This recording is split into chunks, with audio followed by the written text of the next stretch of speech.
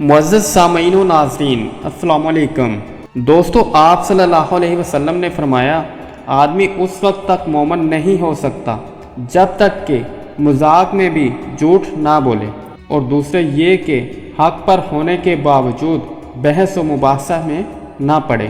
पहली चीज़ जिसका इस हदीस में हुक्म दिया वो है झूठ छोड़ना, और उसमें भी ख़ास तौर पर मजाक में भी झूठ बोलने का जिक्र फरमाया, इसलिए कि बहुत से लोग ये समझते हैं कि झूठ इस वक्त नाजायज़ और हराम है जब वो संजीदगी से बोला जाता है, और मजाक में झूठ बोलना जायज़ है। चनांचे अगर किसी से कहा जाए कि तुमने फ़लाँ मौका पर ये बात कही थी, तो जवाब में कहता है कि मैं तो मजाक में ये बात कह रहा था, गोया कि मजाक में भी झूठ बोलना कोई बुरी बात ही नहीं।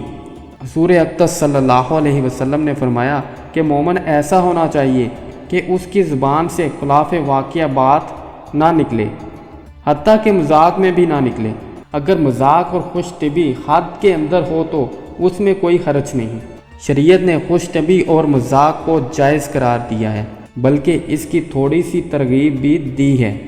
हर वो आदमी खुश्क और संजीदा होकर बैठा रहे कि उसके मुंह पर कभी तबस्सुम और मुस्कुराहट ही ना आए, ये बात पसंदीदा नहीं। खुद हुज़ूर अक़दस सल्लल्लाहु अलैहि वसल्लम का मजाक करना साबित है, लेकिन ऐसा लतीफ़ मजाक और ऐसी खुशतिबी की बातें आपसे मनकूल हैं जो लतीफ़ भी हैं और उनमें कोई बात खिलाफ वाक़िया भी नहीं है।